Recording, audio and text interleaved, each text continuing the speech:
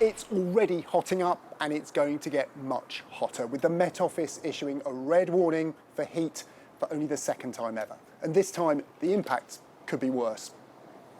Temperatures could reach 37 degrees in southern England, and by Wednesday and Thursday climbing to 39 degrees with a chance of going even higher. The last time we saw this kind of heat was July 2022, when the UK saw its hottest ever day on record, 40.3 degrees. That brought unprecedented wildfires, failing infrastructure and heat-related health impacts. This week, even though we may not reach that record temperature and recent rains mean wildfires may not be a problem, the risk to health certainly will be. Keeping cool a must, given overnight temperatures are expected to be 20 degrees across parts of England and Wales, and humidity high. Humidity and overnight temperatures can be a big part in human health.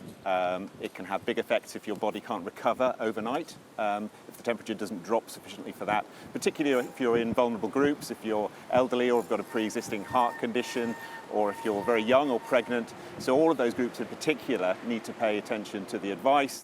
There's an uncanny coincidence, this red warning coming on a major meteorological anniversary, 50 years since the heatwave of 1976.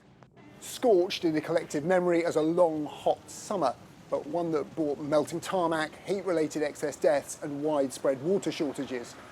A time before sun cream was really a thing, as well as man-made climate change. Academics from the University of Reading have predicted just how much hotter English summers will become in future, and what a repeat of a 1976 event would look like in today's warmer climate. This week's red warning shows they're effectively bang on.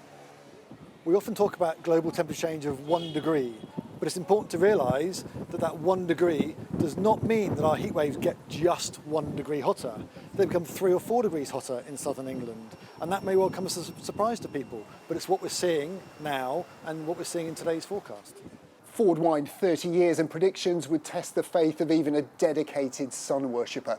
A 1976-style heatwave could bring several days of 40-degree heat with highs of 45. That's what summer currently looks like in Dubai. Our water, power and transport infrastructure struggle in current heatwaves, as does the health of crops and the most vulnerable in society. The impact of future heat is almost unthinkable. I would worry about sounding alarmist if the predictions we'd had so far weren't so worryingly accurate.